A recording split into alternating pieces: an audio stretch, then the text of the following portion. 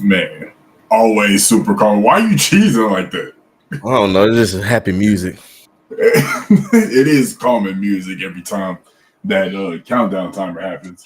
I don't understand why. I really wish they changed that up. I'm not gonna lie to you. I really Just wish give us they a would. couple. Just give us a couple London on the tracks.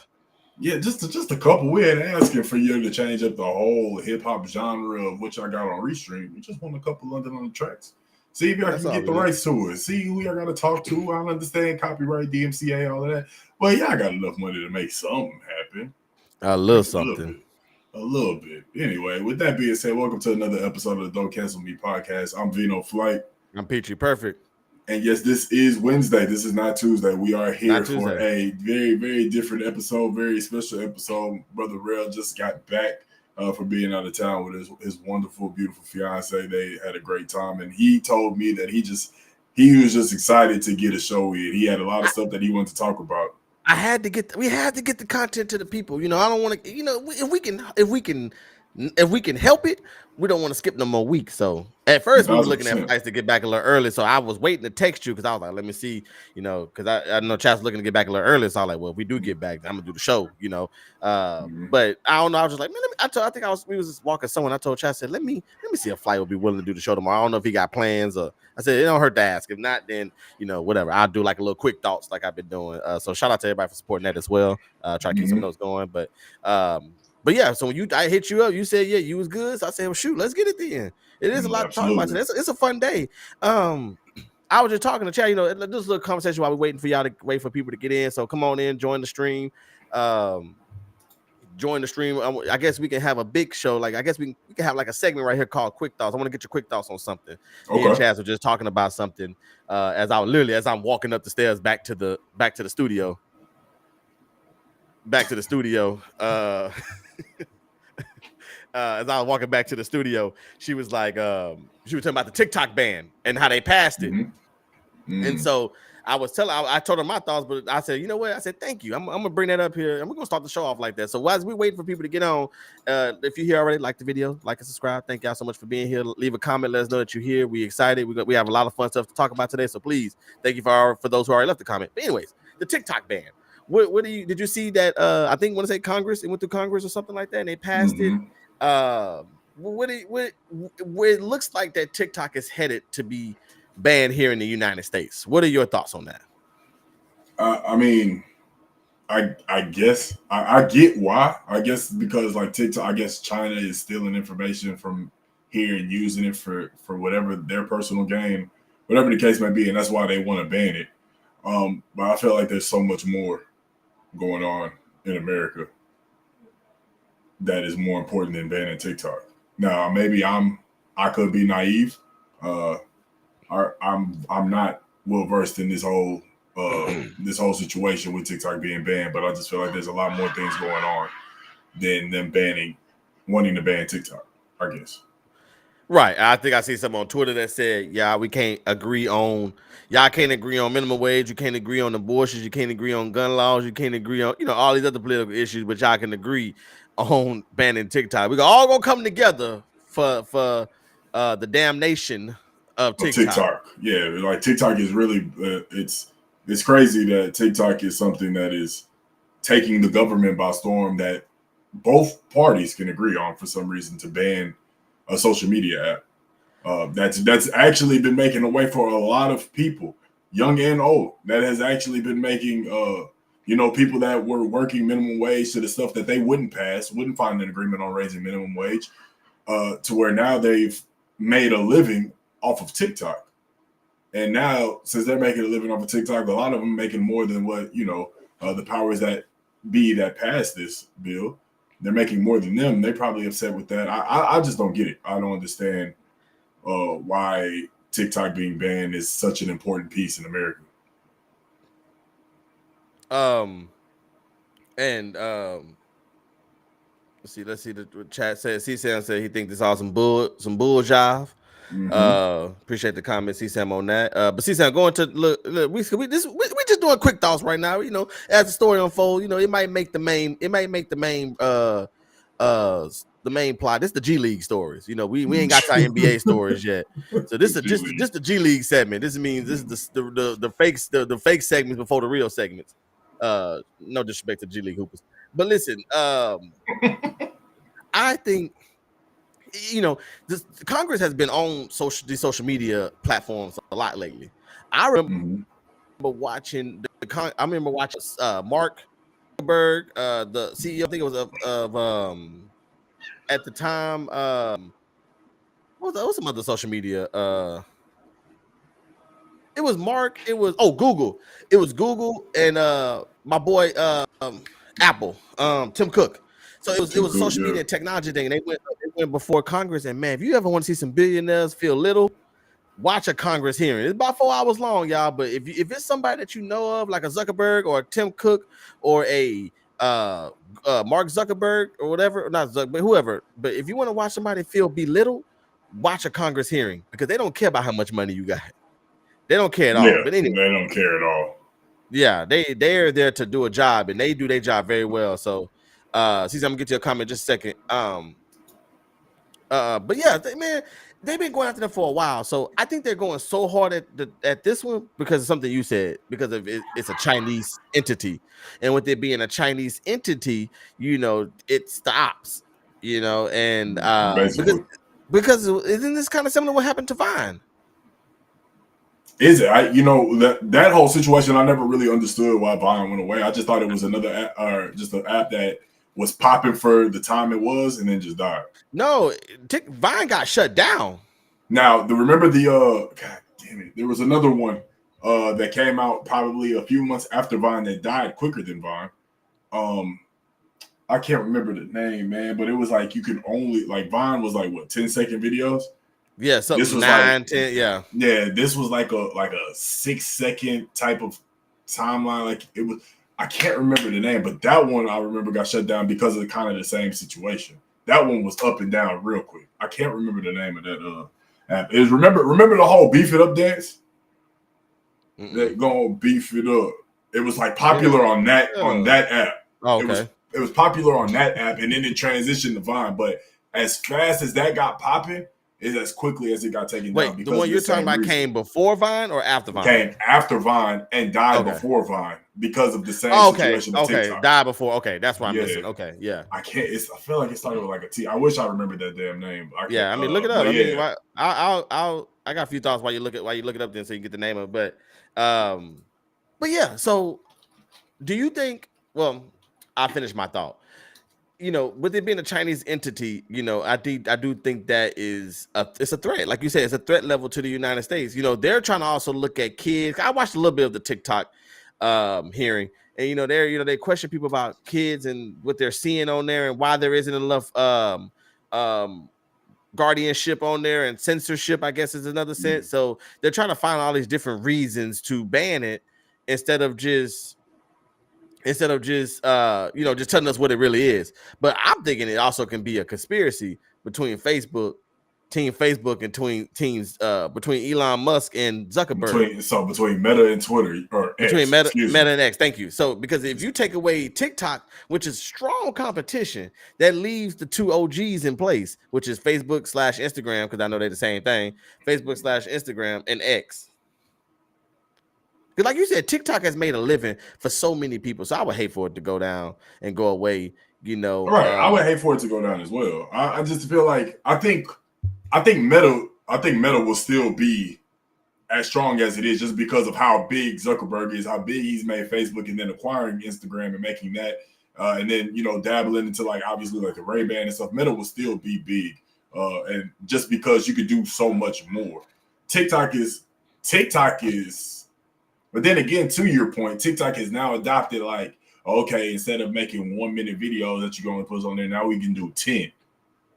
And so I guess now to your point, I can understand why you feel like it's a conspiracy, because Twitter, Twitter, you can do all of this stuff, but you have to pay. You have to pay a subscription in order to be able to do these things. In order to be able to, let's say, for example, there's a lot of content creators, gaming content creators, that are uploading old gameplays on Twitter. and getting their impressions and making money off of it. But the only way you're able to do that is if you pay for the verification. Right. So like Twitter is kind of like behind on like back, whereas Instagram and Facebook, you was already able to at least put some type of video out. So Twitter, I don't really see, being threatened by it. I can see Meta being threatened by it because of what TikTok is able to do. I mean, they're the same exact thing, because what you're getting mad at TikTok for, Facebook, Meta, and X doing the exact same thing. Well, yeah, absolutely. You think they got your information? I was thinking about chicken, and Popeyes popped up on my Facebook. Oh yeah, I mean, I thought about shoes, and I got an Instagram story about some J's that's dropping. Didn't even say anything about it. Yeah, so it just appeared like, how you knew that? That's that chip in the brain. But anyway, but it's also, I mean, to your point, and once again to your point, it's just because like I guess it's TikTok is owned by what is it owned by? ByteDance. And ByteDance is owned by the Chinese government, apparently. Mm-hmm. I don't know, and that's the only reason why. I guarantee you, if ByteDance was owned by an American entity, this wouldn't even be a problem at all. It's fine to be able for Americans to be able to do all of the dirty stuff and everything upon Americans, but when another country is owning something, and we don't necessarily know if they're doing it or not, nobody really knows the truth. But since it's another country, we got to get rid of it immediately. Yeah. So I get it 1,000%. I get it. It's just it's very unfortunate that banning TikTok was at the top of their list when there's so much more going on in our nation alone. I think it only went to. I think it's now on the top of their list, but since it was something they all agreed on, it easily moves up to the top. It's all right. We all cool. Hey, exactly. TikTok. If you in favor of getting rid of it, say aye. Everybody say aye. Exactly, and that's to my point. That's abortion. Yeah, that's a problem. You know what I'm saying? Like, that's a problem. The fact that they can all come to an agreement on TikTok being banned so quickly, multiple times too, because this is not the first time we've heard of this. So, right, that's one thing I was telling Chaz too. I've been keeping up with this for a while because Congress had already met with the CEO and stuff, and they already had this conversation. So it was something that I've been seeing being developed in a while. What can you put CSAM comment up? Let me see. Yeah, the big reason. So CSAM says the big reason, in my opinion, because a lot of smart people are constantly on that app exposing the truth, and they hate being exposed and don't want us to know that much information. This is a good segue here. Let me go back. Okay, I'm gonna read it one more time. The big reason, in my opinion, is because a lot of smart people are constantly on that app exposing the truth, and they hate being exposed and don't want us to know that much information. True, I can see that. Okay, that's okay. I mean, I can see that because it's a very which is kind of the government is kind of contradicting the whole free speech thing, right? Because that app is basically giving people their freedom of speech to speak on how they feel about certain situations. And the fact that they're passing a bill that bans this, people are going to feel like, to an extent, their freedom of speech is taken away. But to see Sam's point, when you start saying some stuff and the truth starts to come out, that's when you start to see stuff like this really happen. I assume. This is just going off of context clues. Right, and I can understand that too. My last point, I can say this too, to address what Sam just said, is that if I still believe that what you're doing on TikTok is the same thing you're doing on Facebook and X. So that's why I don't necessarily see that being an issue. Because I mean, okay, all right, cool. I don't want to expose on TikTok. All right, well, let me open up my Facebook, or let me open up my Instagram, let me open up my Twitter. Where Twitter does the most exposing out of anything. Yeah, but let's go back to what your earlier point was, is that it's Americans. Mark Zuckerberg and Elon Musk own those two things. They are the American dream. It's fine. You cannot destroy the American dream. It's fine. You can destroy the Chinese one. Like you could exactly. Yeah, that's what they want to do, right? You know what I'm saying? So it's fine if these same content creators, these same people that are doing the exposing are doing it on a Meta app, on a Facebook or Instagram, doing it on a Twitter. Like, it's fine doing it there. As long as it's on an American app. is basically what they say. But the fact that you're doing it over here on this government, and now you're saying the truth, and now the Chinese government has access to these truths, it's a problem. We need to shut it down. Once again, I don't know. I could just be yapping, which I do 9.5 times out of 10. So I don't know. It's crazy, but and that concludes Quick Thoughts, y'all. I know that's how we get this thing started now. We gotta get the quick thoughts going in there. You know what I'm saying? It's one of them DCM quick thoughts type of things. Shout out to C Sam in the comments for dropping us some knowledge. He did say one more thing. I think it's because people are able to see the visual facts of what's being exposed, and that's what I think they truly hate. Which, yeah, I agree. I'm not disagreeing with that. But shout out to everybody that's in here. We're giving everybody time to come in. People coming in, people going. Doesn't matter. We're gonna move on. We're gonna stay here with the exposure. We're gonna stay here with the conspiracies. If you haven't already, please like the page. Thank y'all for all y'all support. I think we are at 611 subscribers, so 700 is on its way. So y'all just keep going on and showing us some love, man. But speaking of exposing, Ryan Garcia has been in the news the last 2 weeks. Dealing out some information. He allegedly, he says allegedly he was. No, he didn't say allegedly, but allegedly he is saying that he was kidnapped and taken to Bohemian Grove when he was younger. And Bohemian Grove, I know this is so. It seems like this is something that's been going on for quite a while, but I'm not 100% sure about it.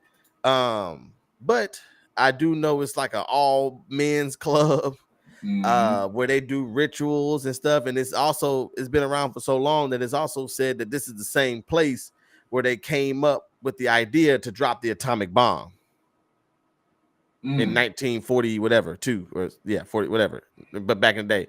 So Ryan Garcia is allegedly, apparently it's something about it's a ritual, and that you. Sorry, we might get a little conspiracy. We gotta get a little weird here, y'all. So apparently it's a ritual, and then there's a wooden owl that they sacrifice a kid to, but it's not a real kid, it's an effigy. Hold on. Yeah, during the ceremony, members wear costumes and cremate a coffin effigy called Care before a 40-foot owl. I call it effigy. Effigy. I'm sorry. Keep going. I'm sorry. A coffin effigy called Care before a 40-foot owl in deference to the surrounding redwood trees. Find out what effigy means. Effigy is a roughly made model of a person, of a particular person, made in order to be damaged or destroyed as a protest or expression of anger. So they would get a child doll, in a sense, a child lifelike doll, and they would sacrifice it to the wooden owl. Yes. So that's weird. So Ryan Garcia basically is saying all this stuff, now of course I won't really go into, and now it's one of, for those who don't know Ryan Garcia, I'm sorry, he is a boxer that does pretty well for himself. He has a pretty good record. He's pretty nice. I seen him fight who was that, Tank? Think so, yeah. He got beat up when he fought Tank, but other than that, he does a really good job, and he has a fight up against Devin Haney coming up here soon. I want to say at the end of April, or maybe sometime in April, whenever it is. But end of April. Okay. I just saw. I think it's around the NFL draft. I think it's like the 26th, 5th, 7th ish, somewhere around there. But anyways, so that's who Ryan Garcia is for those who don't know. Now,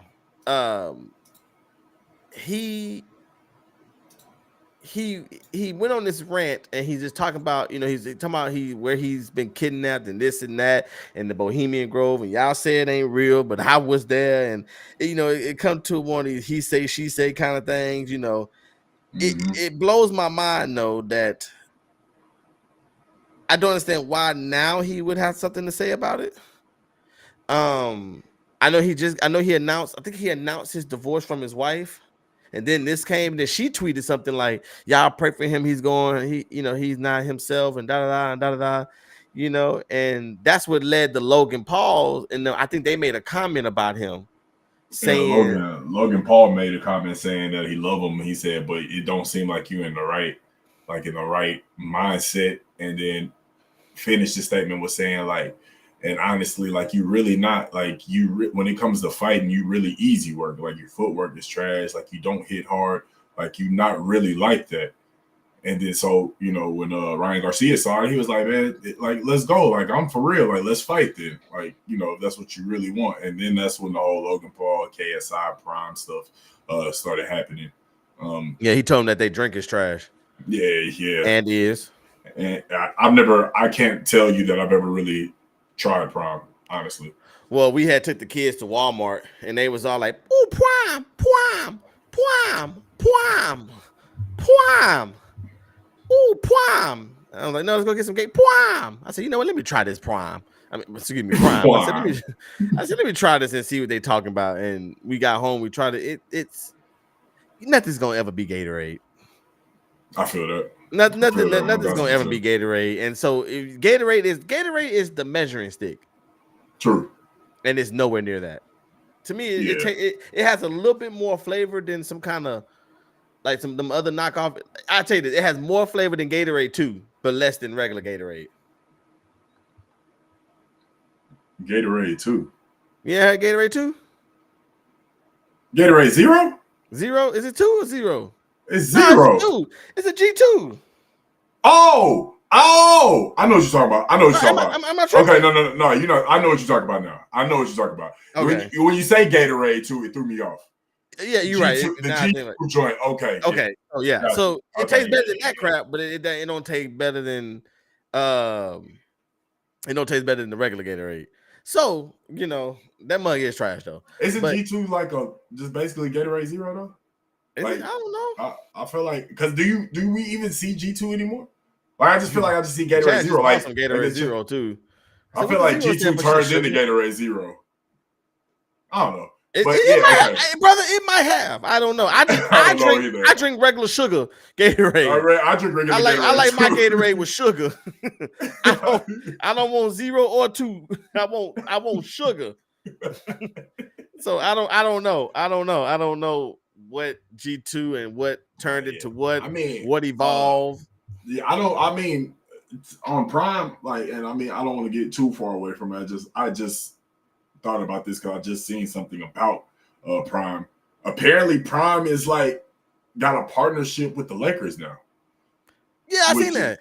Yeah, they got a partnership with a bunch of people. Yeah, like I know they got a partnership with a bunch of people, but now that you tapped into like one of the most prominent leagues in the world. Well, remember they got to deal with Mahomes.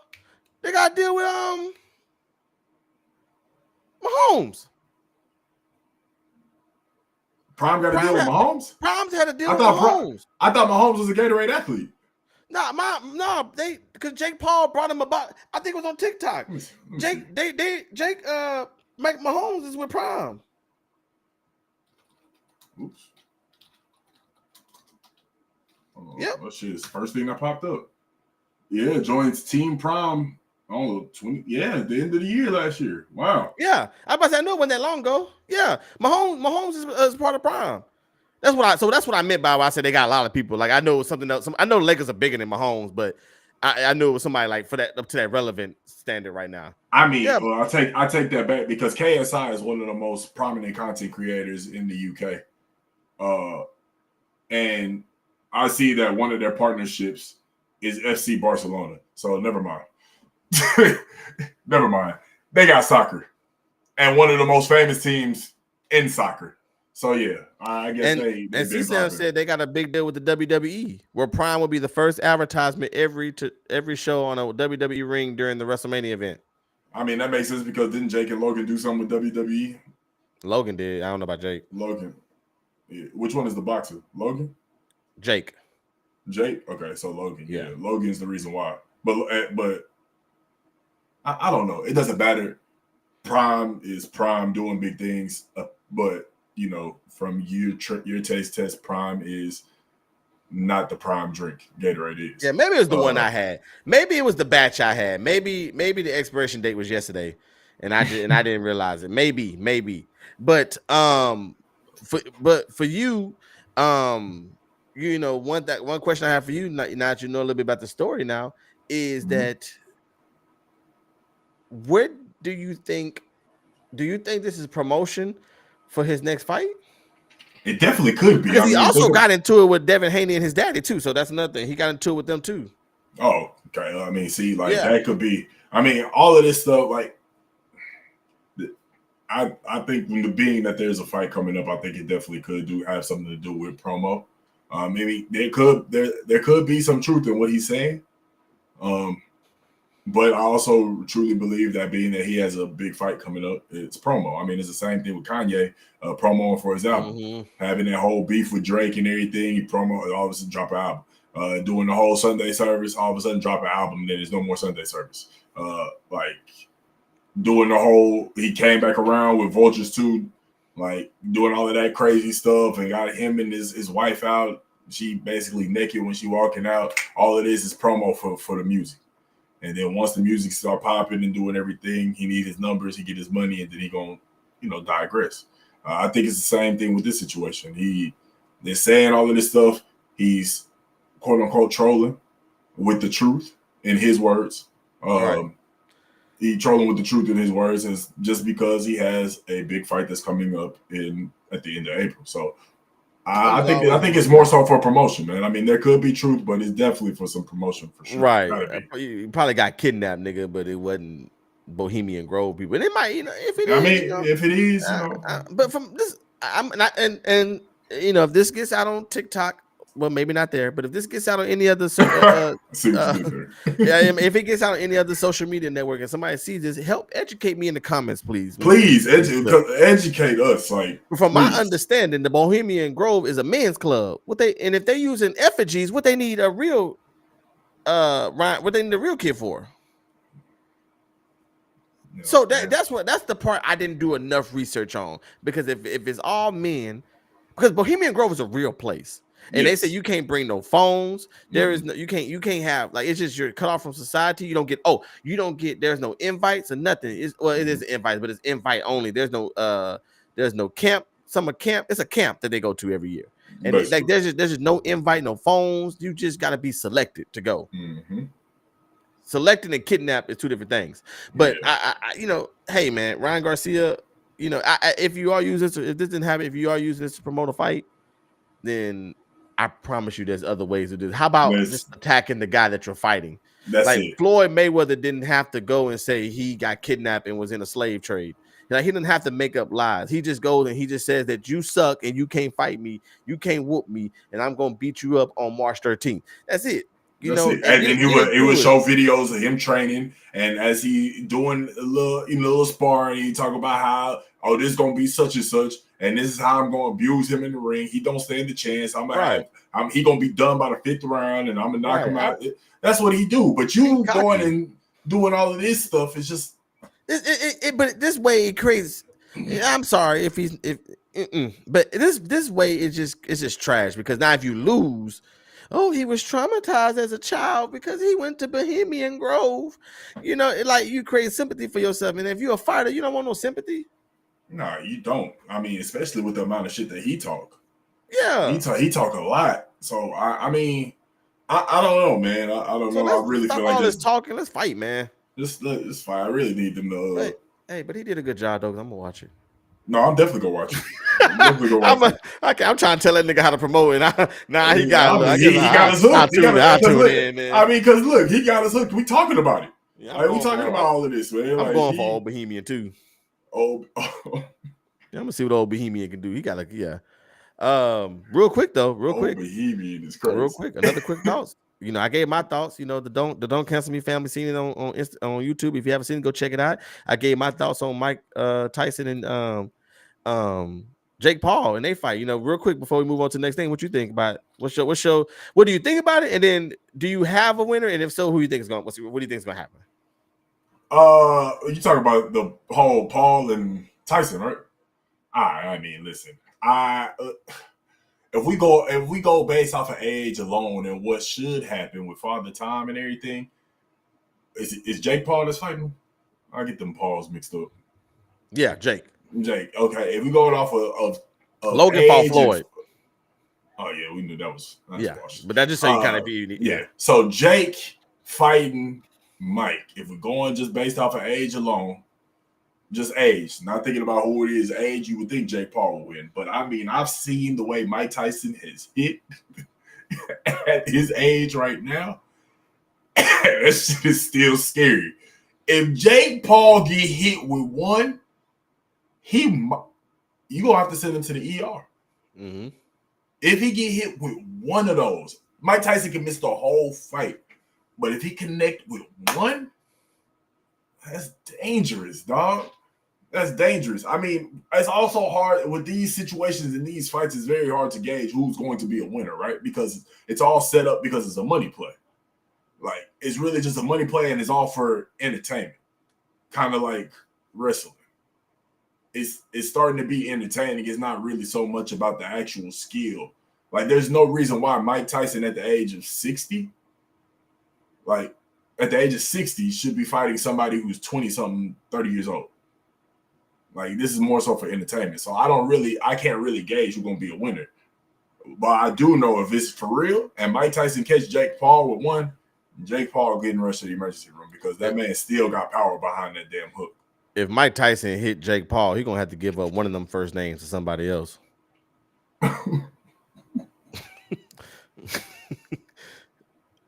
Got two first names. So, both of them do. Yeah, you're right.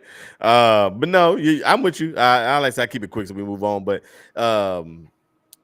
it makes me think. And it makes me think about how this is more like them YouTubers and them pranksters who be doing. They'll test the waters because it gets views. Right. That's what I look at when they do this because I remember this is something I left out on my video. Like I said, if you go check the video out on the page.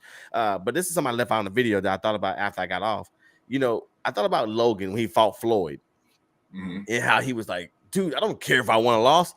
I survived being in the ring with Floyd Mayweather, one of the greatest boxers of all time. I think this fight is the Jake Paul. Excuse me, the Jake Paul and Tyson fight is the version of the Logan and Floyd fight. Yeah, I can see that. 1,000%. I can see that. No matter if Jake wins or loses, he wins. Yeah, because he survived a 12-round match with one of the greatest to ever step in the ring. You're gonna probably hit him if you're gonna hit him a few times. Yeah, you're gonna catch him. You're gonna catch him a few times. So you can have that on your resume to say, I got in the ring with Mike Tyson, like I said, like pranksters, like like how the one that how they be going, niggas be on the corner, they be on the streets, and then they'll act like they got some. Hey, you want to get clocked? You want to get clocked? And then they were like, what? The real gangster's ready to fight. Then he pull out an actual clock. Yeah, he's like, and then, but it's too late now. He mad, but it gets you views. It's almost like a dare. It's like a dare. I'm gonna dare you. Like, dude, it's like two white boys smoking. Two white boys smoking and smoking some weed. This is how you smoke weed. I did two different things. I went here, I went cigar, then I don't know what I did. But smoking some weed and be like, bro, dude, you be fighting all these weirdos. Fight Mike Tyson. I bet you won't. Dude, I bet you I will. I bet you won't. I bet you I will. Who can say that they stood in the ring with Mike Tyson and survived? I bet you I'll be the first one to do it. And then that conversation stemmed up. That's what it seemed like it came from. It definitely seemed like it came from that because honestly, I feel like that's how a lot of that stuff come about. Well, I will say this. I do think Jake has some skill. I think he does. I'm not taking away from the skill. I think a lot of that stuff comes like that. Yeah. I just wish you would go fight. Just start at the bottom. I know it ain't the same purse. It ain't the same revenue. But I mean, if you like the sport, you made enough money. If you really enjoy the sport, go enjoy the sport and work your way up to Canelo.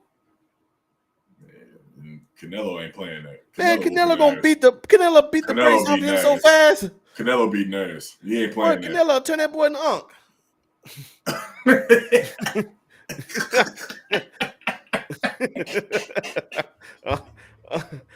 Hey y'all. I'm out here to wine. I'm out here to wine. And more. Nah, man, but yeah, shout out to Jake Paul. Shout out to the fight. Once again, they won. I will be watching it. I will be watching it. Hey, we might have to do a watch party for that one. All right, facts. We might have to, bro. Hey, details coming soon. We're gonna have to do a watch party for both. Or we can do a live stream. We'll talk about that later. We'll talk about that later. But anyways, that's a good idea. But anyways, that's gonna be live, bro. It's gonna be live. No pun intended. That's just our quick thoughts on Jake Paul, Mike Tyson. I said next time we get on here to talk about, I'm gonna bring it up. So I had to bring it up. Anyway, moving on. I'm sorry. Did you have anything that you wanted to close on with that? Any closing thoughts? Only closing thoughts, like once again, much respect to Jake Paul and what he does.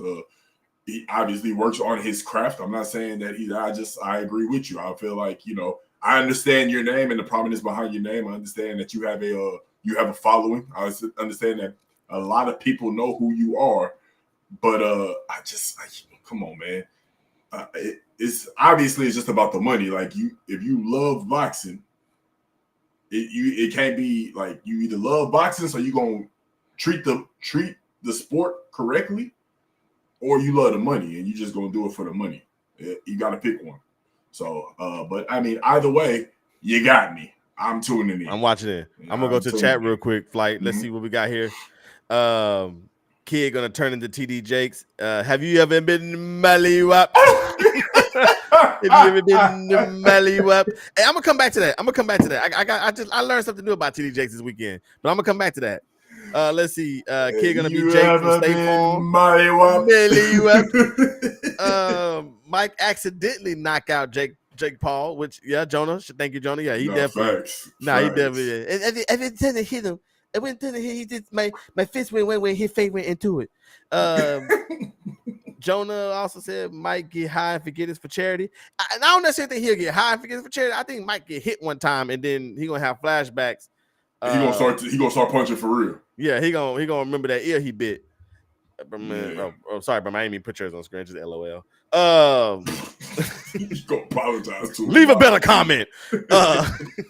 To my LOL. At least put a laughing emoji. Put a punctuation mark behind it or something. And capitalize the LOL. Like sidekick. Yeah, capitalize the LOL or something. At least the first one. There we go. That's better. At least they're giving us no Kia comments. At least this is better. It got some type of personality behind it. At least it stretches LMAO.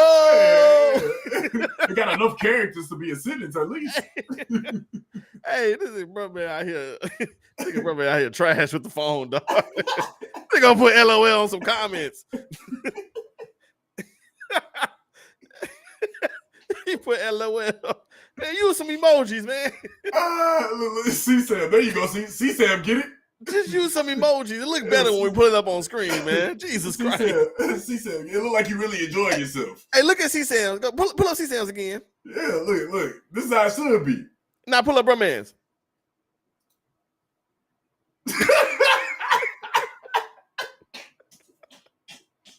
Hey, but speaking of TD Jakes, so and then we can transition into this too, because I'm gonna probably talk for a while. So I was blessed enough to take my beautiful fiance out for her birthday this weekend, and so we had a marvelous time. Her birthday was on Friday. Happy birthday, baby! DCM family, drop some happy birthday comments and drop some happy birthday, bro. Man, can we get a balloon? Can we get fireworks or something? Something, not no HBD.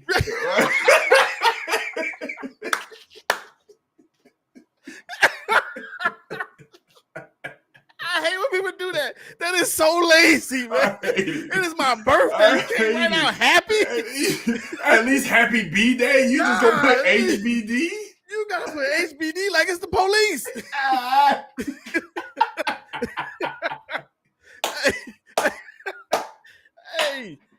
Hey, bro, like that is Android phone casts don't work correctly. But anyway, so the way we started off. Hey, drop the HBDs in the chat for me. Drop the HBDs in the hey, screw all that. Screw all that. Drop the HBDs in the chat. So, that made me scream. That was so funny. Shit. But anyway.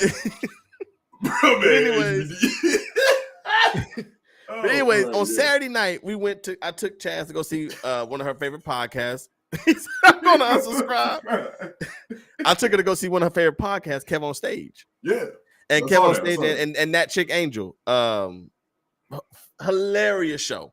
hilarious show. I was crying, laughing. I enjoyed myself. It was a good old Christian time up in there. Love that. And but one of the things that they brought up was because what they did was they took questions. Let me say this too. I was very inspired too because I forgot who I texted. I forgot who I texted, but I said, "Man, wait till the Don't Cancel Me go on tour like that." 1000%. Oh, I was so inspired. I'm so happy for them, man, because I've become a super fan now. Like I really enjoy their work. But anyways, yeah. So they got to talking about. Yeah, go ahead and drop them HBDs, y'all. They go. They was in there. They talked about TD Jakes because they was like people could send in what they wanted them to talk about. So one of the things they was like, we ain't talk about this on our show last week, but they was like, let's talk about the swallowed. Have you ever been the swallowed? And they went on and made jokes about all of that. And then Kev on stage said, he said he was surprised, but then he said then he had to think about it. He wasn't surprised no more because and this is when I learned something, that TD Jakes has a love-making album. You didn't know either. Oh, wow. And I wish we can play music, because if we can play music and without being copyrighted, TD Jakes has a love-making album. It is called, hold on. I got it on my Apple Music. Sacred Love Songs. Sacred Love Songs. Nah, bro. I gotta hear something. Like, obviously I'm not gonna play it, but I gotta hear. So me and Chad got a favorite song on there. You Are My Ministry. Hey, no. We might walk down the aisle on some TD Jakes love music. If y'all walk down the aisle to some damn TD Jakes. Chaz, is that actually is he joking or is this for real, Chaz? Is he joking or is this for real? Because hey, see, Sam, I'm sorry to say your mom was a little freaky then. She had this song. Let me explain why. Kid was trying to sound like yes. So look what they did. There's an interlude on there. It's not the songs. The songs sound all right. They sound like good music. It's the interludes when he's talking. So I see one that says he teaches me to love. Passage of reading. Is that it? That's one of the interludes? Oh, pillow talk. Hold on. Oh boy. No, wait. I just played it. And the first 5 seconds I hear. Yeah. Like, what? No. We've been singing You Are My Ministry every day now. I can see y'all singing that shit in the kitchen. You are my ministry. That's all I'm gonna give you right now because I don't want to get copyrighted. Jonah, you didn't know this? See, yes, TD Jakes has a love-making album. I'm telling you, I just learned this week. It is incredible. I'm looking for.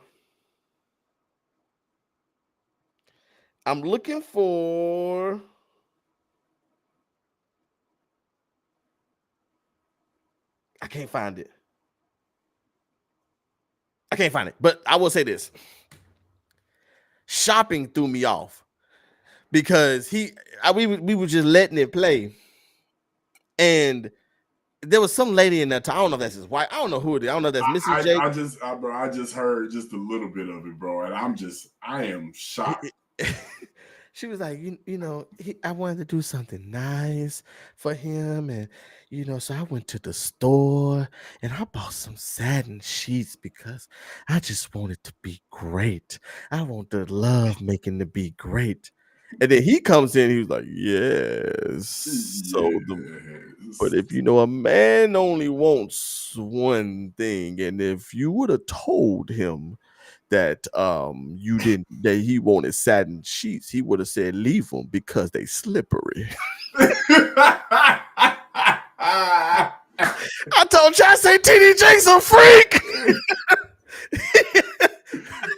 TD Jakes is a freak. Boy, he know them satin sheets had you slide everywhere. You can't get no traction. Nah, Chance, nah. Yes, that is true.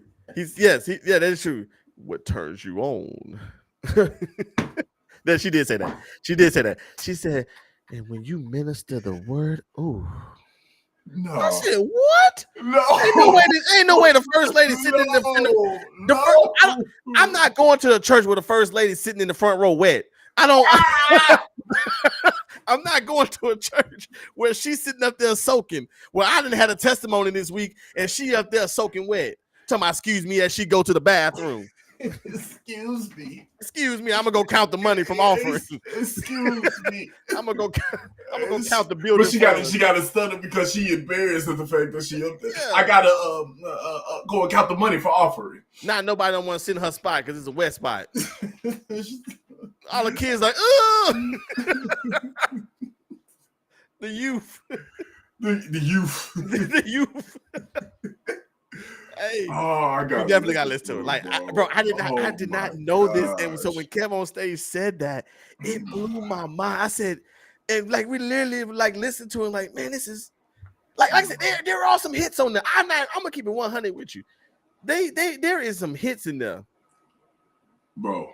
From the pillow talk interlude sound crazy. The pillow talk, I think, is when she said, "You turn me on." Well, she said, "Oh, when you minister that word." Hold on. You keep talking. I just. Oh, yeah. She said, when you Mama Miss Jakes peed on herself.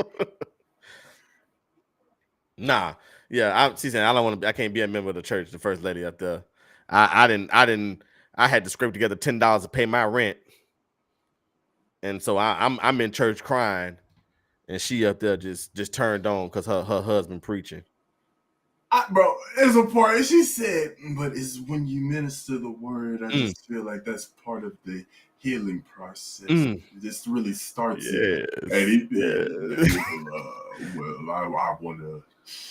I want to be a part of that healing process. Yeah, he did that. Want to be what, bro? I'm telling you, bro. There's no way. There's no way you bringing the Lord into your freaky world. TD Jakes is freaky, boy. I'm telling you. TD Jakes is wild. TD Jakes says the Lord is in this bedroom. Why?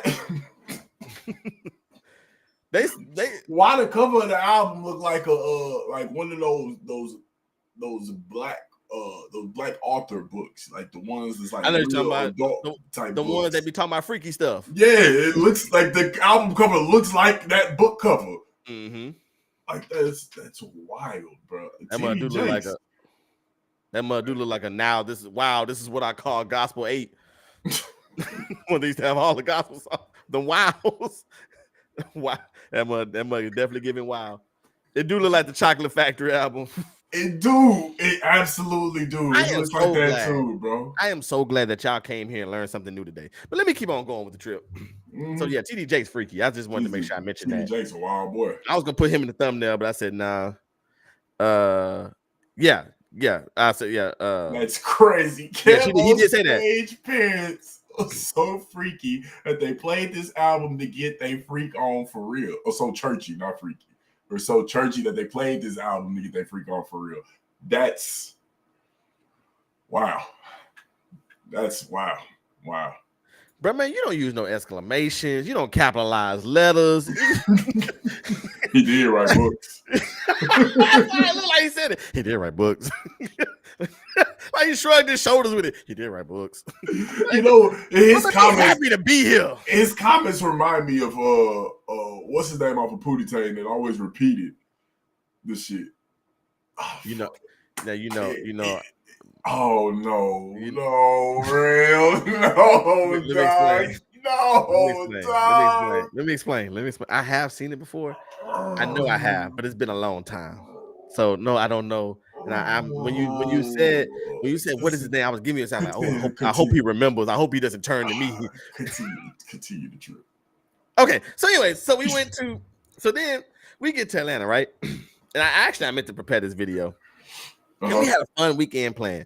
We went to Flying Biscuit, some famous spot. I thought Biscuit Bar in Dallas was good, but boy, have I found another biscuit. Flying Biscuit is crazy. Flying Biscuit go dumb. Boy, I had we went again yesterday. We went again yesterday morning. Real quick.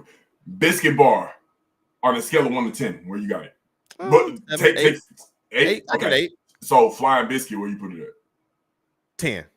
I'll eat that flying biscuit every time I go to ATL, and they have one here in Houston though. I was actually talking because I had a nurse recommend that to me at work, and so when I was talking to her today about it, I was like, man, appreciate you for recommending that. I said we loved it. Oh, we was tearing that food up. We even went yesterday, and then she said she went to the one here in Houston too. They built one in Memorial.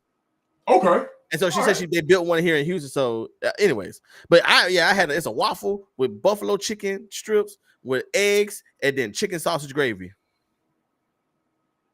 I didn't even know all that go together, but it was so good. I see a picture of it. Sound good, bro. But we went to Flying Biscuit, enjoyed that. We had to take us a vacation now. You know, we lost 2 hours because we lost an hour that night. Mm-hmm. Because we were supposed to be at the airport for 3 something, so when it became 2, it went to 3. Mm-hmm. So we lost the hour, and then we lost the hour moving to the going to the East Coast, going east. Should I say not to the East Coast? We're going east. So we were tired. So we got there. We went 8, and then after all that, then we went 8 because we had to wait to check in. So, anyways, that's besides the point. Yeah, besides the point. Yeah. So that night was the first surprise, and we went to Cascade Skating Ring. Man, I saw that. I saw Chad's story. And Chad's story, it was so dope to see because she looked like a little kid. Like she was so ecstatic to be at Cascade. And then she put up something about her, like, she was actually skating, saying that she didn't know how to really skate. I was like, I wish that had been told to me. See, you get beat on for not listening, but I'll be listening because you said you. The words was, man, I really want to go skating. But you know what? I was listening, but I didn't understand because I understood it, and that's the difference. I understood it as I used to go skating and I haven't been in a while, so I want to go skate again. Right. Like I've been skating before. We used to go to Lockwood all the time, so I've been skating, but when we got there, I find out that's the first time. And I said, if that was the first time, I would have never taken you to the professionals. Yeah, it's straight professionals there. And then what I guess, and she didn't look like a first timer because when she first put the skates on, and we put the skates on, you've been skating before. You put the skates on the carpet, and then you got to go, ride to put your stuff in the lockers. Yeah. So she did good. Yeah. She wasn't stumbling. She wasn't falling over herself. She was. Thank you. That's exactly what I thought she said. I thought trying to get the rust off. That's what I was doing. That's what I was doing. I was out there trying to skate, but when you go to Cascade, them niggas is different over there. Nah, man. They definitely look different. They skate together. They be dancing and everything. They got choreography and everything. They got choreography. They all holding hands like this, and then they skating. And they gliding too. They gliding. I mean, I will say this. It was something special to see. Right. Man, I told Chaz, let's say, you see her on that floor. Have you ever seen a baby giraffe being born? And they try to take their first steps. I told my mom, I said, we both look like baby giraffes out there. But I started to get the hang of it, right? I'm starting to groove. And I will say this. I had a couple suspect moments in Atlanta, but let me explain why. So I'm skating, right? I'm moving too, and now I'm starting to get into my groove. I'm like, I'm getting cocky. I'm putting my hands behind my back. Oh yeah, you doing everything. Yeah, you feeling yourself, huh? You over here go. You go over here gliding on that boy. I told you, I said, record me real quick. I said, record me when I come back around, because she was in the middle. So I said, record me when I come back around. So I'm gone, nigga. I'm skating. There was a girl in front of me. Oh, fly. I was about to do some freaky stuff. I was about to slide right by her, skate sideways. But she got over like a car that ain't put their signal on. so I didn't know how to stop. You couldn't hit the front. You couldn't hit the front. Chaz is recording. I'm like, I almost busted my behind. She said she wasn't recording. I wish you would have recorded that. But then, I go back on the flow flight. I mean, niggas out there gone. I mean, they here. They leaning. Yeah. They rocking. Right. Nigga, I'm gone. And so Casey, just follow along right here. Follow along with me. I'm moving. Flight, tell me why this dude went right by me. I was in his way. So what he did, he put his hands on my hips and moved me out the way. Oh, nah. I would have left and took the skates off. Like, then he turned around and went backwards and looked at me. I was like, well, where you going? You need to get my number. You can't just touch me like You ain't about to gently move me out the way. I mean, and it just had me wondering who you were all night. That was kind of cool. I was like, he moved me and continued his stride. That's a lot. Then he turned around. That's a lot. Chad say, oh my God. Said, I'm ready to go. I said, me too. After that, yeah. It was a lot. Too. Yeah. We go get massages. And I've never gotten a massage before in my life. This is my first time getting a professional, sitting in the room, straight just skiing, straight skiing. And the lady started. I asked for medium pressure, so she was like hitting my back and stuff. And so then she, you gotten a massage before? Yes. Okay, they touch your booty, right? But she went up there and then she hit my booty, and I got mad because it started jiggling. And I said, you know what? I did not realize I'm in Atlanta. I need to get about this city. I forgot what kind of people live in this city. I said, I don't like how I think when I get here. I need to get out. It's the city. It did it to me. It's the city. It's the city. She hit my booty and it started jiggling. Yeah, I was like, God damn. I got some ass. Anyway. I got some ass. God damn. I got a little dump truck back there.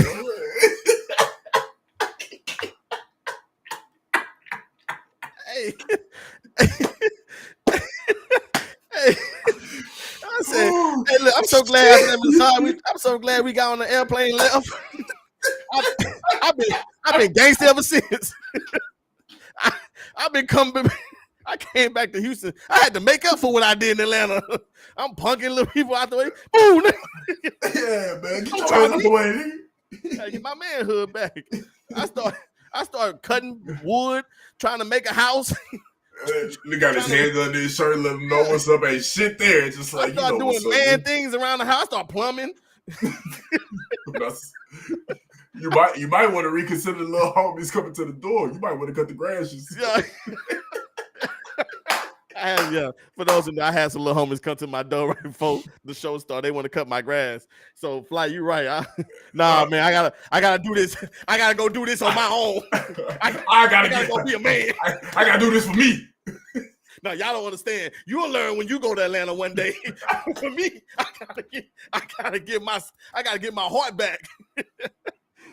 Oh man, dog. But my favorite part of the trip, was when we went to go sit in the audience of Family Feud. Mm-hmm. And that was an experience in itself, man. I just couldn't believe it was a process to get in there, but we're not even gonna talk about all that. We'll be here for 2 hours. It's a whole process that led to that, but doesn't matter. Now we're in the place. We're here at Family Feud. We're sitting I see the whole stand. I see what this team stands, the background. It's fan. I hit it so well, but I was geeking out the entire time. I love Family Feud. We grew up watching. Me and Chad, we like to watch a lot of the funny moments here at home. So that was my little surprise. My other surprise was like, we watch it all the time at home. Shoot, let's go watch it for real. Right. And actually, I didn't think I even told her this. Family Feud is the reason why I picked Atlanta, Georgia, because I was on Facebook one day and I seen Family Feud taping here in Atlanta, Georgia. And when I seen that, that's what made me start looking at planning the entire. So I planned the entire trip for Family Feud. Right. And then everything else just fits in. So man, we was there, man. Hey, nah, this man gets so much more funny after you said Yeah, she said I kept having to watch the lady massaging because I kept hearing slapping noises over there, and my lady wasn't doing all that to me. I told you, I said this lady touching me like she loved me.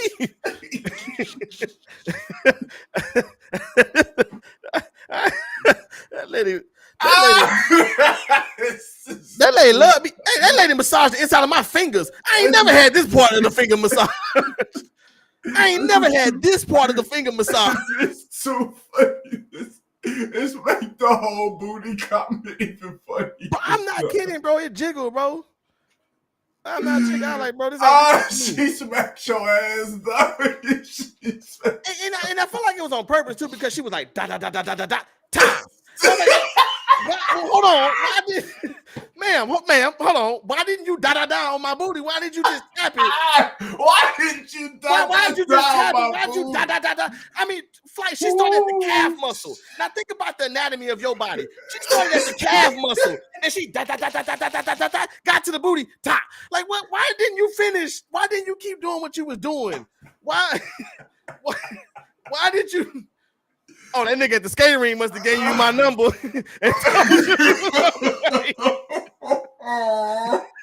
right, I'm done with that. So let me get back to Family Feud. So, like I brought back the nigga at the skating ring, bro. Oh shit. All right, anyway, so. Oh fuck, Chaz. Hey, Chaz, you funny. My fault, bro. Chaz funny as shit. Oh, Chaz. I wouldn't let you fight. I'd be like, hold on, man. Let's talk about this for a second. Let's ask questions. Let's ask questions, okay? Let's not just jump to fighting. Let's figure out. Oh, my God. Anyway, it's because I was in Atlanta. I was a little softer than usual. I was a little softer than usual. I was a little softer than Atlanta. All right, Family Feud. Flight. She started the camera, so tap. Lady, please. Anyways. Lady, please. Lady, please, just ask me first. I ain't easy. Jesus Christ. Oh, shit. So Family Feud. So we go and we're here at Family Feud, and you know, man, Steve Harvey comes out. It goes crazy, man. Like we were sitting 2 rows. We were like second row. So like we're close. Like it's a lot. There's 2 things that surprised me about this. One is it's a lot more intimate than I thought it was gonna be. Uh-huh. Like I thought it was like a little arena, like not arena, but like a little stage, and there like a nice size studio where it's kind of like offset, right? Right, and it was a nice size studio, but yes, it was like 4 rows of chairs in front of him, so about 4 rows, and then there's like a little space, and there's a little upper part where about 3 more rows back there, so probably about 100, maybe 150 people in there. But it's real. It's like going to watch a comedian at the Improv. Okay. I don't know if you ever been to the Improv and sat like real close. No, I know what you're talking about. That's exactly what it was like. We were close. I mean, I'm talking when Steve Harvey coming, he looking in the crowd. We made eye contact a few times, you know, because he looking, you know, he gonna look you dead in your eye, you know, just that. He knew Steve Harvey seen my face. He knew exactly who I was, you know. Yeah, shit.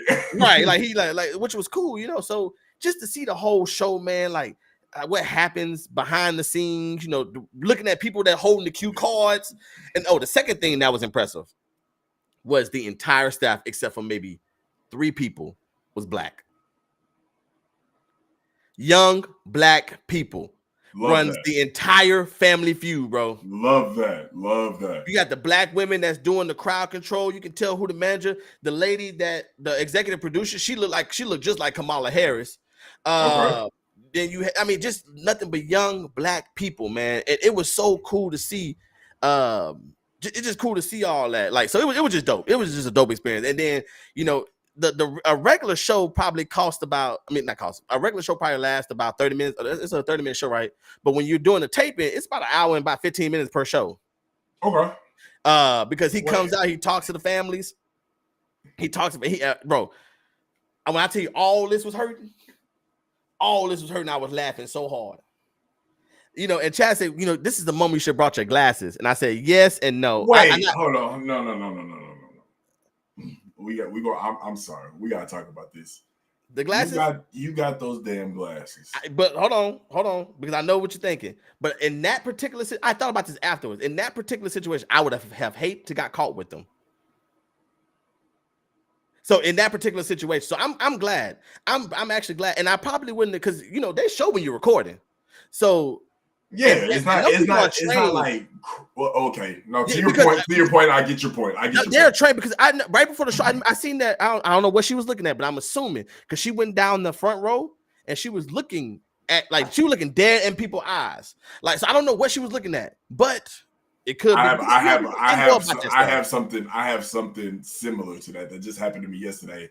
Okay. And to your point, real quick, yesterday, as we all know, Bun B was at the rodeo and he had a whole takeover.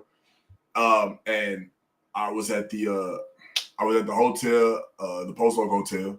My uncle worked there, and I went to go and visit my uncle. Then I went to go see my homegirl that work at the bar in the hotel. We were celebrating, Kate passing a certification test. It was a whole deal. Shout out to Kate. Yeah, shout out to Kate. But we were walking with my uncle, and we saw a Benz with horns on it, and I was like, that Benz looked familiar. And then people just started flooding out of nowhere, and they were outside of that Benz along with the 7 black SUVs that was along next to it. And they were all sitting outside. The doors were open to the Benz. Drake was there. I'm thinking, I'm about to meet Drake. I turned them glasses on so quick. As soon as I hit them glasses, that entire team, I said, shit. So, to your point, I completely understand what you mean, because it's like a lot of people know about them, but a lot of people don't. A lot of regular people don't know about regular them. People don't know about them, but they know. Yeah. I mean, they shifted. I was like, I record. We were going somewhere past them, and I turned them on, and I started acting like I was just looking, scanning the area. And I mean, every time I looked that way, they was looking directly at me. I was like, shit. Yeah. Go ahead and turn them off. So yeah.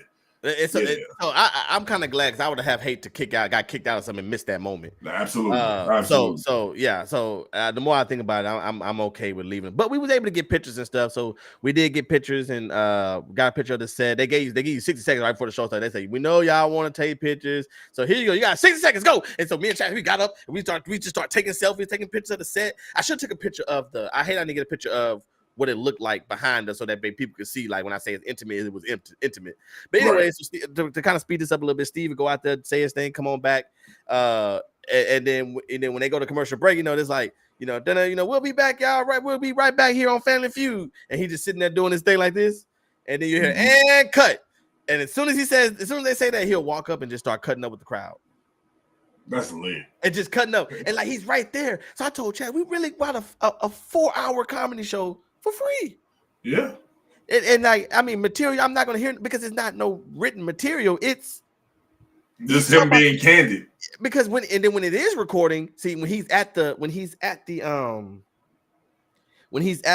game where the families are, he's on TV, because I can't wait till these episodes air. But he was talking to one family member and he was making jokes, and then he'd be like, hold on, let me get off camera real quick. And he'll walk to the middle of the stage where we are, and then that's when he'll start cussing. And this motherfucker crazy over here. and so it was a family, the family that won, the Degree family, they were all 5 black women, looked great.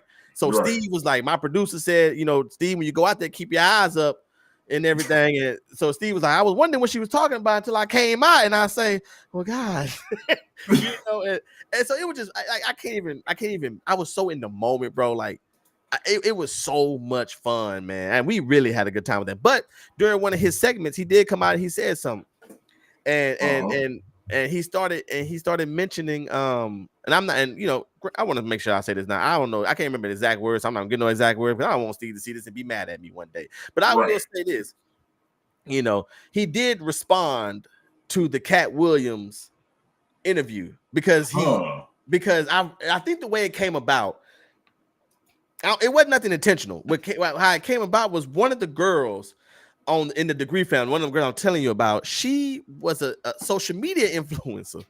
Oh. And so she was just tall. She was tall. I mean, I'm telling you, all their faces was beat. They came ready for this show. For it. Yeah, they was ready for these cameras today.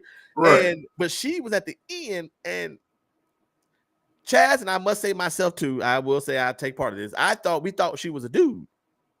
But she had I don't know. I don't know. It was she had a lot going on to when she did Fast Money. It caught a lot of attention in the crowd.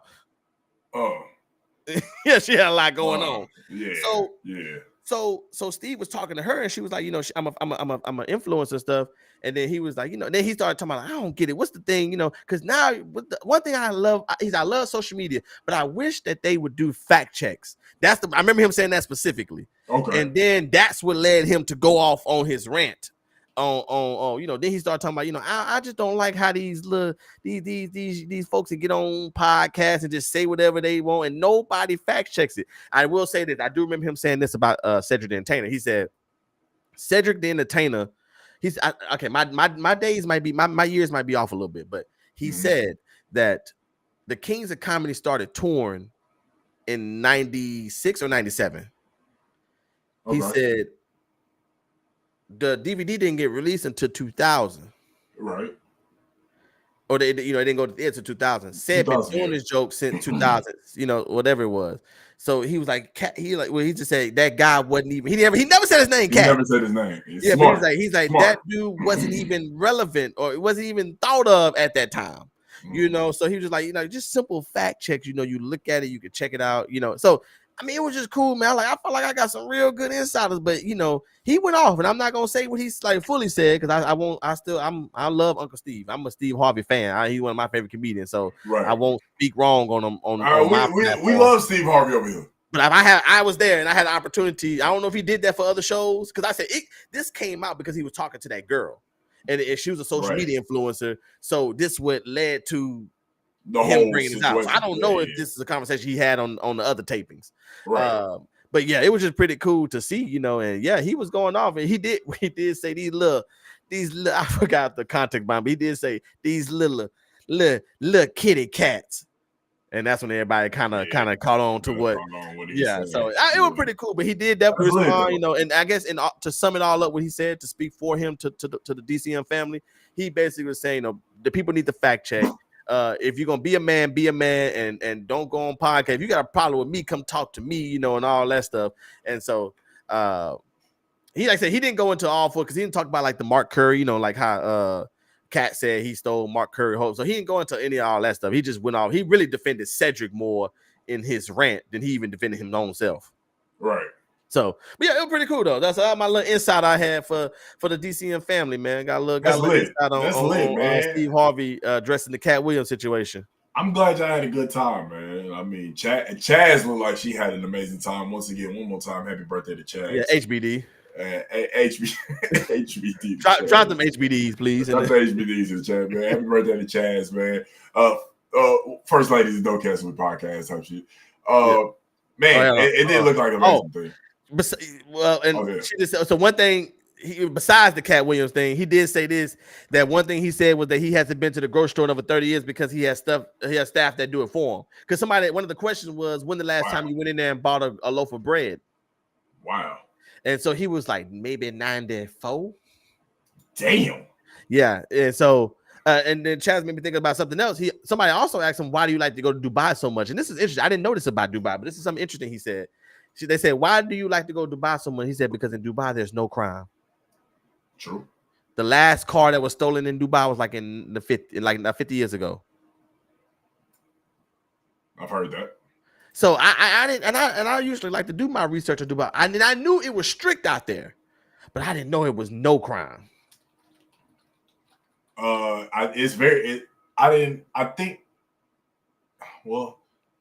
Because Kate has some family that lives in Dubai, so that's somewhere that's a bucket list that you want to go to. It's Dubai. It's one of the richest spots in the world.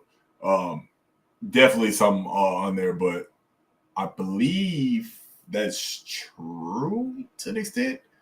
I know her cousin that's from Dubai. She actually lives in Switzerland. I know there's nothing. There's no crime at all. Switzerland. That's where we went for our honeymoon.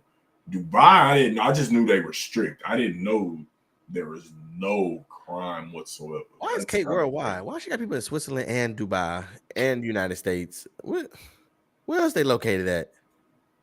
That's it. Oh, okay. One more country for me. Shoot. No. Well, so the cousin in Switzerland is from Dubai. Okay. All right. Then who in Dubai?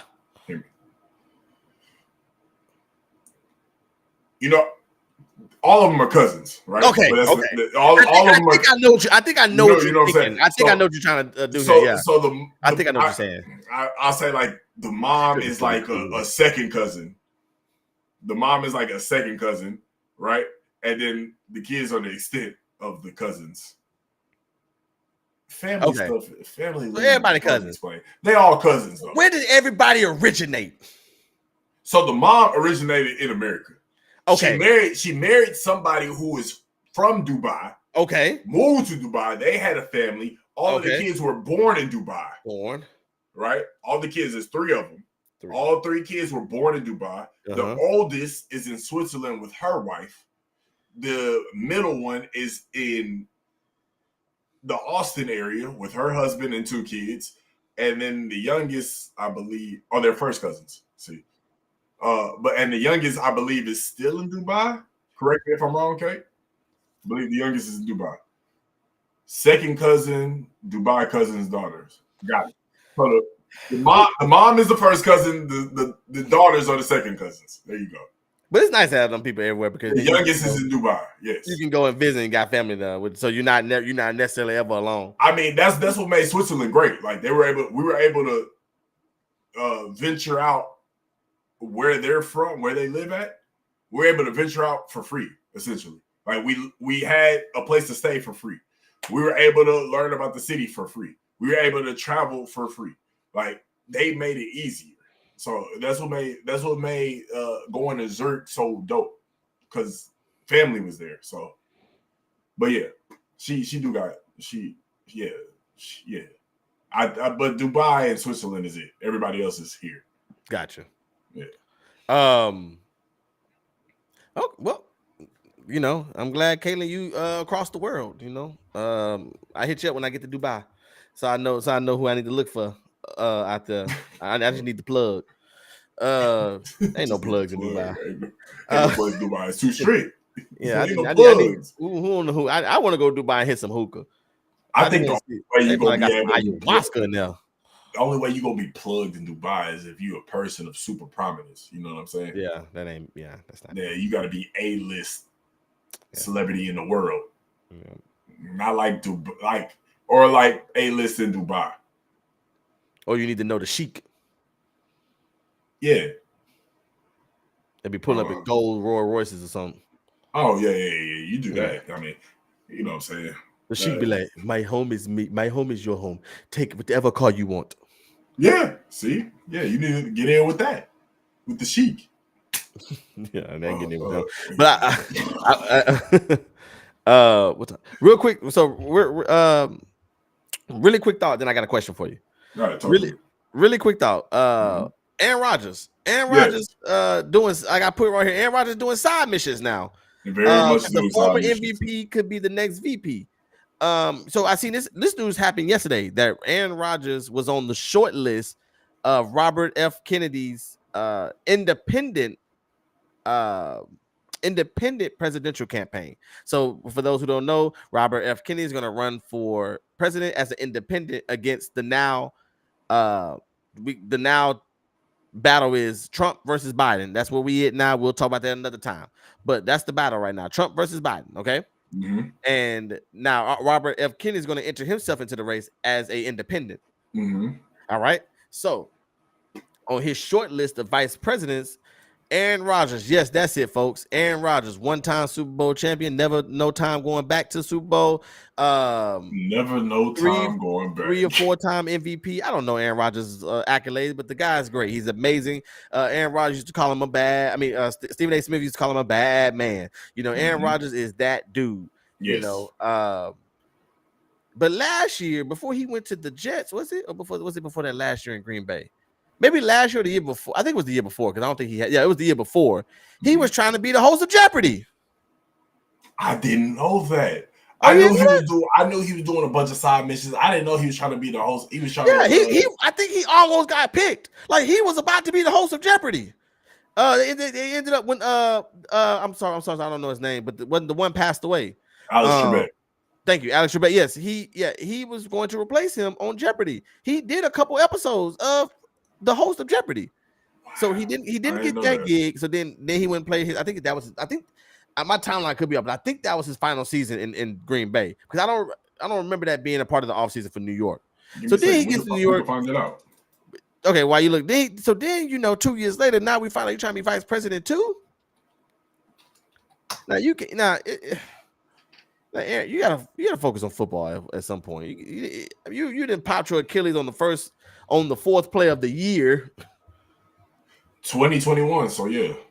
So before his last season in Green Bay, Before his last season in Green Bay. Before his last season in Green Bay, that summer he was auditioning to be on Jeopardy. Wow. So yeah, that's that. But Aaron Rodgers, I just need him to focus on football. I don't know why people do this. I don't know why Robert F. Kennedy did this because that's a horrible plan. This man's not going to stop playing football for the New York Jets. He is not about to not go make $50 million. Bro rushed an Achilles tear, and if the Jets would have made it to the playoffs, he was going to play. Aaron Rodgers is a attention-seeking fiend. That's not where I thought you was going with that. But no, yes. he's an attention-seeking fiend. That man was never coming back from that Achilles injury, man. He just be doing stuff to stay relevant. He just be doing stuff, man. He just be out there. Why? Why do you need to be seen walking around? Like, just go away, man. And I think this also is just some of his attention. Why?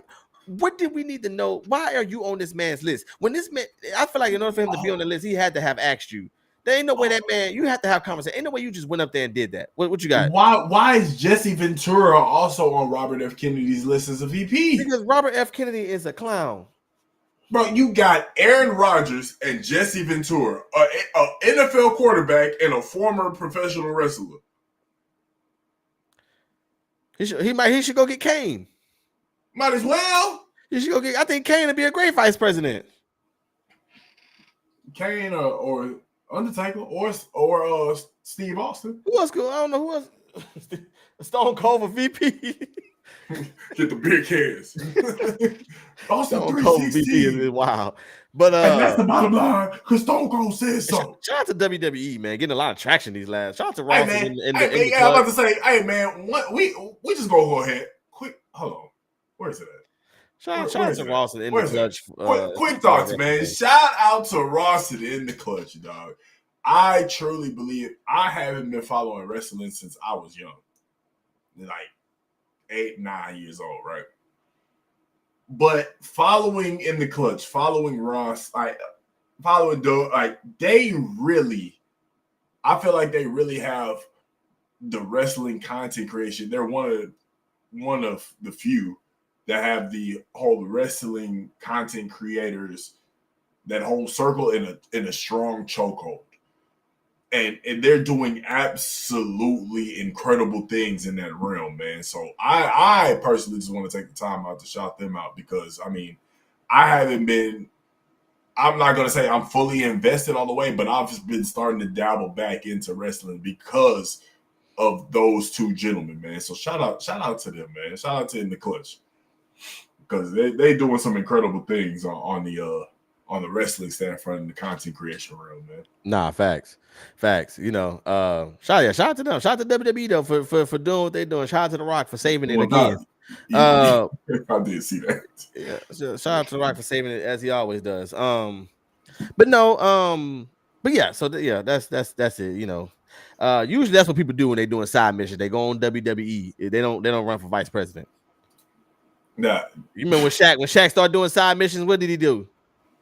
Bro, Shaq did so many side missions. Shaq and Snoop. Them are two people that are doing side missions. 1,000% because Shaq went in and became like he was a police captain or something. Yeah, he got a doctor's degree. Hold on, flight. For those who don't understand the side missions reference, what that means is that it's a video game reference. Mm-hmm. That when you play the game, you play the main storyline. You go through, you do the story, you beat the game, and then you go back and do all the extra stuff that you don't have to do during the main part of the game. That's why they're called side missions. They're missions you do on the side. So that's what we're getting. So Shaq did his main course of life. He was a basketball player and he retired. Snoop, he did music. He still does music, but he did his lane. Now he's just trying different stuff. So that's what being That's what doing side missions mean. But yeah, Shaq does a lot of them. Snoop, when I seen Snoop doing the National Geographic, Yeah, bro. the animals, I like it. Yeah, the National Geographic, the Olympic thing with Kevin Hart. Yeah. Bro, everything with Martha Stewart. Yeah, Snoop, they just doing side missions. But Snoop is doing side missions, dog. Last thing I'll leave you out here with. I seen this question. This could be, this conversation go how you want it to go. So I seen this question. I thought it was pretty funny. And it's a movie question. It gets you thinking. And chat, if you still here, thank you. First of all, thank you for staying with us this long. We're having a great show right now. We're going hard. We got people in. Make sure you like and subscribe. Share the video with somebody. And I need you in the comments. For everybody that's watching, for everybody that's going to join, you get them in. Get in the comments for this next question. I want to see what y'all think too. It says the world is about to end. Aliens say you need to make the best movie ever. And we will spare your life. You got to pick 5 actors and 1 director. Go. You know what? For time's sake, we'll do 3 actors and 1 director. 3 actors and 1 director. We don't even know what the movie about or nothing. I need 3 actors and 1 director. Well, I feel like off the rip, Denzel got to be in there, right? It depends on what kind of movie you're trying to have. If you think an action movie gonna be the best, I got a couple people that might be better than Denzel. I mean, action. I don't know. You just said like, we didn't say the type of movie. We just said a movie. We don't know what type of movie is being made. You just saying the three best actors, right? I wouldn't necessarily pet it 3. I mean, I was talking to him right before. This is good. I feel like Denzel has to be in there off the cuff. He's one of the best actors to ever do it. I don't know if Denzel. I don't know. It depends on what kind of movie I'm making. But see, this is where I lack at because I'm not a movie connoisseur as yourself. Okay. So for me, anytime I see a Denzel movie, I'm like, God damn, Denzel! I think Denzel is phenomenal. But let's say you wanted to make an action-packed movie. You think that'll be the best movie of an action-packed movie? I will say. Would you not want a Jason Statham? I'm about to say Jason. If you say action packed, I would have to go Jason Statham because Denzel is more so of a dramatic type. He can do drama. So put it in your head. What kind of movie you gonna do, and then you tell me. I'm gonna shut up, but I'm putting in your head what kind of movie you think you're gonna do, and then go. Because it depends on what kind of movie you're gonna do. I would want something like. Well, because I want Denzel in there, I want something like Training Day. And Training Day was a damn good movie. Okay. So, okay. But I feel like everybody else in Training Day to me was mid. So no. Well, what would you consider Training Day as a movie connoisseur? You doing what genre would you consider Training Day? I would consider it a suspense. I would consider it an action. I consider it a drama thriller. Drama thriller? Yeah, I consider somewhere around there. Let me see what they classified as. Yeah, what is it classified? Let me go to IMDb here. Let me go to my movie app. It's a depending because if I go a suspense drama thriller type, I know who I want my director to be.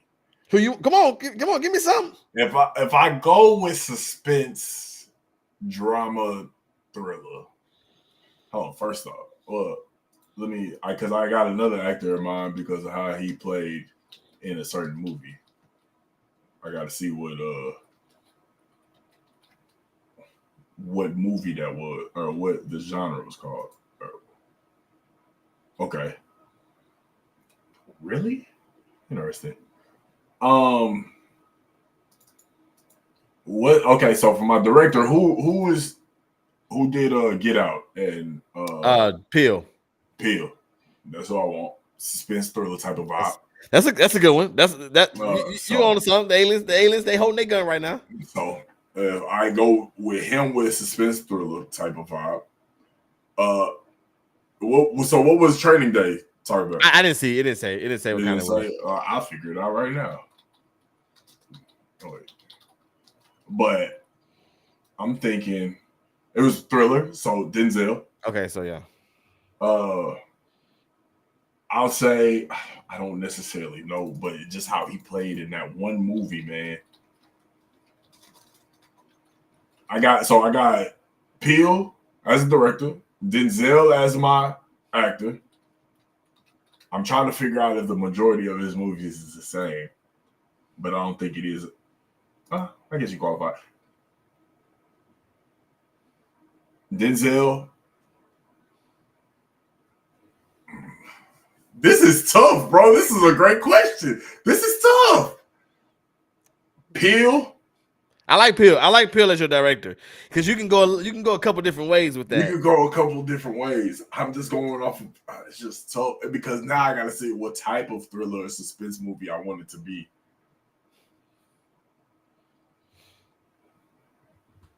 You know, we'll take Denzel out. We'll go even younger than Denzel. We'll take Denzel out. As much as I don't want to. If I can have Denzel in his prime, then yeah, but take Denzel out. We'll go Michael B. Jordan off of his couple of thrillers and suspense movies. Just Right and what he did with Without Remorse did his thing. I think he can work with Peele. So let me make sure I understand this for the people correctly. Mm-hmm. You just took Denzel out for Michael B. Jordan. Hear me out. I'm going younger. I just want to make sure that the people understand. Younger. I'm going younger. Casey said, "Bring back." If I can bring, well, she said, "Bring back Jackie Chan." Well, if that's the case, I'm bringing prime Denzel. Bring back? Did he die? I don't know. That's why I'm confused. Jackie Chan didn't die. What you mean? He didn't die. Like I'm assuming she means like bring like prime Jackie Chan, like Rush Hour 2, prime Jackie. If I'm bringing prime Denzel. Denzel off the rip. So you going Denzel, Peele, and who just I said Michael B, but I'm so Denzel and Michael B. Denzel. This is tough, bro, because there's so many good actors, but there's so many actors that do better in different genres, though. I know that's the beautiful thing about it. And I don't know actors like that who are like very specific to certain genres. You know what I'm saying? He ain't dead. I'm talking about prime Jackie Chan. Yeah. So, but Jackie Chan did all that fighting, Casey. He gonna get old eventually. He can't do all that wall jumping no more. I think okay. All right, let me see. All right, I'll go. You got to go, bro. I don't know why you making me do this because I don't know shit. You did a good job, but you did a good job. I just know Jordan Peele gonna be the director for sure. I don't know what kind of that's a good director. I don't know what kind of movie this is gonna be, but this is what I go with. Your shit about to go crazy. I'm gonna go with no, I don't think so. I'm gonna go with Jonathan Majors. You know, it's funny. He was there. He was there. I'm going with Jonathan Majors. I'm going with James McAvoy. Wow. So James McAvoy is the one that played Split. Okay. And he also played Professor Xavier in the newer X-Men. But I like his role in Split because Split is the movie where he had the 23 different personalities. And shit was cold, bro. I tell people, I think that was one of the best acting performances I have ever seen in my entire life. He was cold in that movie, bro. Yes, James McAvoy was cold. So I'm going Jonathan Majors. I'm going James McAvoy. I struggle with that third one, but I know who my director gonna be. I got one white actor for sure that I wanted to be in because I feel like every thriller type of movie. All right, so I'm going James McAvoy, Jonathan Majors. My director is going to be Oscar-winning Christopher Nolan. Now, for those who don't know Christopher Nolan, he did the Batman, the Dark Knight, all the Batman trilogy. Yeah. He also did what just won Oscars. You remember when I told you about the Oscars too? I don't know if you weren't paying attention. Remember when I was paying attention? Me and Chaz was looking at it when we was in Atlanta because it came on Sunday night. Everybody that won Best Picture, all the awards stem from that. But anyways, Oppenheimer won Best Picture, and that is a Christopher Nolan film. Christopher Nolan with James McAvoy, Jonathan Majors. And for that third one, I really want to go with a woman. So I'm gotta go with Viola Davis. That's my movie. Jonathan Majors, James McAvoy, Viola Davis, directed by Christopher Nolan. And depending if I want to switch up the movie, I can go Michael Bay. Hey man, Chaz just came out with some crazy shit. Yeah, I seen. I wanted to finish that far. Yeah, go ahead. Bring it to the screen. That shit is crazy. I want to see it already. Denzel, Sandra Bullock, Angela Bassett, 50 Cent, G Unit Productions, Black Mafia Family, and he seduces Sandra to get an Italian connect. Angela is his cousin and is racist, so she doesn't like Sandra Bullock. Sound like some mess. That sound like good. That also sounds like some shit that she thought of. Y'all talked about this beforehand. She was waiting for this segment. I didn't tell this. The only person I told this question to was Bruhman. Okay, Bruhman. Oh, Quentin Tarantino, Sam Jackson, Michael B. Jordan, and Robert Downey Jr. That's cold. Woo! That's cold. Come on, I need some more. Kate, give me one. Come on, Kate, give it to me. Come on. That's cold. See, Sam, Casey, y'all come on. Bro, I'm trying to think of one. I'm trying to think of one more. But I really think Jordan Peele, Denzel, Mahershala Ali. That's a cold. He cold. He cold. I'm trying to think of one more though. I've been trying to think of one. What'd you do with Michael B with that? Denzel, Michael B, Mahershala. Nah, I switched out Mahershala for Michael B. Okay. It's tough. Not bad. That's not bad. Yeah, it's tough. It's not bad. It's tough. I like Mahershala in this suspense thriller. I like Mahershala a little bit more in a suspense thriller, especially after the whole what's the Netflix shit we just watched? It just came out. The sum with the world. Oh, Leave the World Behind. Leave the World Behind. Yeah. I just can't think of a third actor. Yeah, I don't know. It's some cold music some other day. We'll do music some other day. We'll talk about movies right now. And a producer. We'll do that. We're talking about movies right now. Give me a movie. I'm not gonna lie. Chaz came out with a cold one. Bruhman came out with a cold one. Yeah. Yours was cold. I mean, God, we got some hitters. Chaz gave the whole plot. Yeah, I know. She went above and beyond. I can't do that. So I'm judging by Bruhman's is going to be an action movie for sure. But you notice that's the only thing he put capital letters for. He got excited. Quentin Tarantino, Sam Jackson. Finally, he gets some excitement. Are we boring you? I'm glad we excited you now. He would have been hella excited if he would have spelled out Michael instead of Mike. Nah, that's crazy. That'd been crazy. Yeah, he would have spelled out Michael.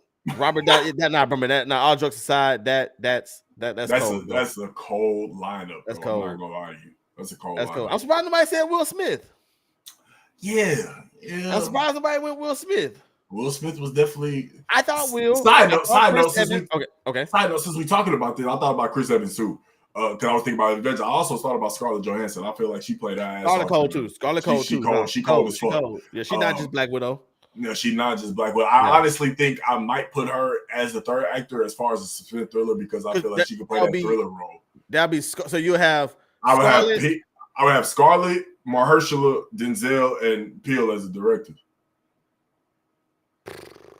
I feel like that suspense thriller would kind of go crazy. That's not bad. But side note, as we talk about Will Smith, I seen that they just another quick thoughts. I seen that they just finished up Bad Boys 4. I had one of the guys that tailgate with me, Mike. His wife was in Miami. I don't know if he was too, but she was in Miami, and so about 2 weeks before that, she posted on Facebook because she was there when they was filming it. She took pictures. Okay. Wow. Yeah, so like a week later, that's when they said that they were wrapping up. I think it comes out in June. So yeah, be ready. How do you feel real quick? How do you feel about that after seeing Bad Boys 3, knowing how great Bad Boys 1 and Bad Boys 2 was? One, what is your thoughts on Bad Boys 3? Because obviously we never really talked about it, never really had a chance to talk about it. But since Bad Boys 4 is coming out, what was your thoughts about Bad Boys 3, and how do you feel about Bad Boys 4 coming out? And do you think it should be over after this? I am a Bad Boys fan. I am a Bad Boys super fan. I think Will Smith and Martin Lawrence coming together was one of the greatest creations of all time. I think 100%. I seen Will Smith talking about it. It was supposed to be Eddie Murphy. It was supposed to be Will and Eddie Murphy. Martin and Eddie Murphy at first for that role, but then Martin fought to have Will, and boom, history is history now. Right. So, but I'm a Bad Boys fan. I love Bad Boys. I love Bad Boys 1. I love Bad Boys 2. I also love Bad Boys 3. I think Bad Boys 3 is really good because that's the one where he got shot, right? When Mike Lowry got shot, he got the drive-by hit on him. Yes. Yeah, and so that was good. We lost the police chief in that movie. when he got shot. So the stakes were high in that movie. Very high. I think them bringing in Will Smith's son, Mike Lowry, son, was a big twist, and he got down because it's so Mike Lowry to get down with this woman just because she looked good, but not knowing she worshipped dolls and got witchcraft and all that crap. Yeah. But because she looked good, that's Mike Lowry. You know what I'm saying? So it was fun to see Martin trying to be a family man, trying to retire, be a family man. Stay home with his wife and kids. And, so I enjoyed Bad Boys 3. I liked it too. I liked it too. With that being said, I am excited for Bad Boys 4. I think Bad Boys 4 is going to be fun. I'm not ready for these two. I think, depending on what this movie does, I'm okay with one more. I don't think Bad Boys should become like Fast and Furious because then Martin and Will going to be fighting Thanos, and it's just going to be a whole thing. That Are you saying that you're in Bad Boys? Are you saying that you're fine with a Bad Boys 5? Or are you fine with one more, as in Bad Boys 4 being one? 5? I said, well, depending on how 4 is. Depending on how 4 goes. What that story is and what's going to happen, depending on that, I will be okay with the 5. But I don't. No matter what happens, I don't see nothing after 5. 5 will be the finale where they got to go disarm a nuke in Japan or something. I don't know. Real quick, out of Bad Boys 1, 2, and 3, rank them. 2, 1, 3. Okay. Yes, 2, 1, 3. I'm at an impasse with 1 and 2. I'm not gonna lie. Bad Boys was cold to me. I think Bad Boys 2 was very, very cold. You know who directed that? Michael Bay. Yeah. Michael Bay directed that. I feel like I don't know. I think Bad Boys is just so iconic. That's why it's at an impasse for me. But I also, when I first thought about this, I definitely had Bad Boys 2 first, then Bad Boys 1 right behind it. For sure. Like I could definitely change it. Depending on the day, I could change it. Bad Boys 2 was fire though. No, 1000%. Bad Boys 2 was fire. I think I'm gonna go 2, 1, 3. And that's nothing against 1 or 3. I said they're all, to me, great movies. But you said rank them. I'm not gonna be like, well, they're all kind of good. Do you think Bad Boys 2 was better just because Bad Boys was so good? We were so ready for a 2. And they did exactly what they needed to do for it. They brought in Gabrielle Union, they brought in a lot more exposure. Because Michael Bay directed the second one too, right? Yeah, I don't think he did the last one, but I don't think he did. Them two, the sequels don't ever really pan out like they're supposed to. Right, but that one did. That one did. Didn't they make Independence Day too? They did make a sequel to Independence Day. I think so, yeah. I think so. Yeah, the fact that you say you think so lets you know it was trash. Yeah, it was trash. So sequels don't ever pan out like they really supposed to. But for me, I'm going Bad Boys 2, which is a classic. Bad Boys 2 is a classic. And I think Bad Boys 3, I have not rewatched. I think I maybe rewatched Bad Boys 3 one time. So I'm gonna see it again before the movie comes out. But yeah, I'm like Brotman said, 2, 1, 3. That's what I'm gonna go with as well for Bad Boys, and we'll see what 4 ranks. If I'm going based off a rewatch factor, I would definitely rewatch Bad Boys 2 more than 1. And in that standpoint, it would definitely be in the same order. Ain't 2 when Martin got shot in the booty in the beginning? Yes. Is it the Klan? Yeah. We have our rights. Well, you can exercise your right to shut the fuck up. Which one was it when he was like, "That's how you shoot"? That was Bad Boys 2. Yeah. That's how you shoot. That's it. That's it. And he said, I said, I hope my next partner shoot just like you. And then he calls over there. I've been waiting a long time for this. And gets together, Bad Boys.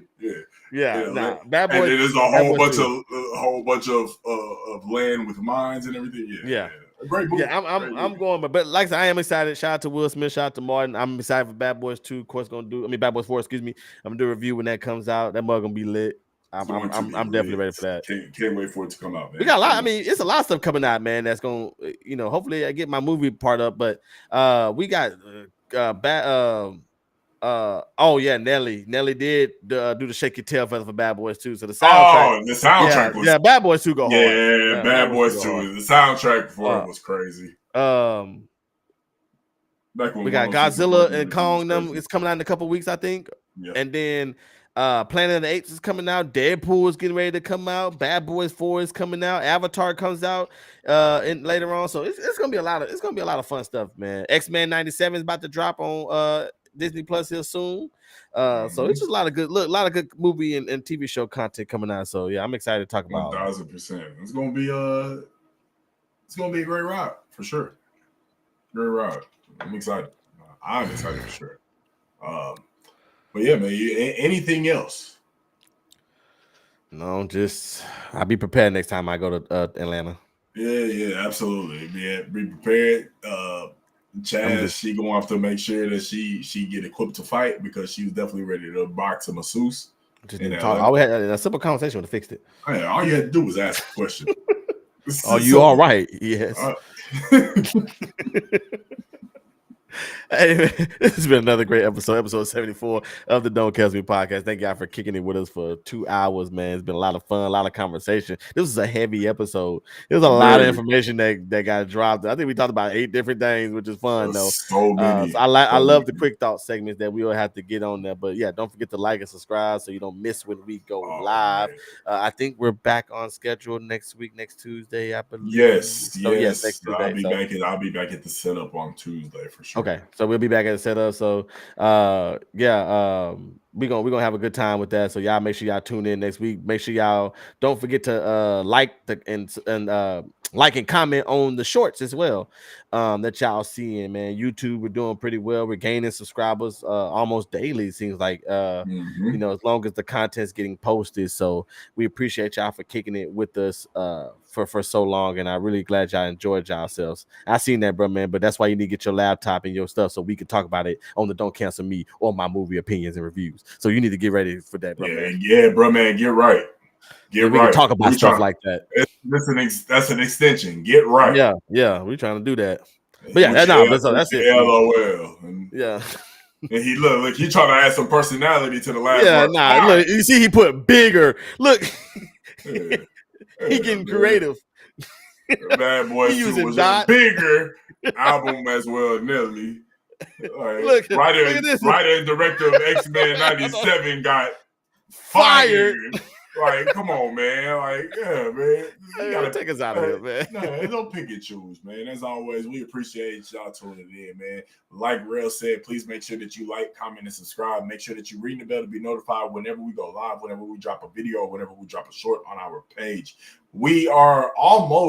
We're well on our way to 700 subscribers. We're very close to our goal of 1,000 subscribers. So please make sure that you tell a friend to subscribe to the channel and make sure they tune in when we go live. As always, I'm Vito Flight. I'm Peachy Perfect. And we'll catch y'all in the next episode. Thank y'all for tuning in. Y'all be blessed. Y'all have a great week. And we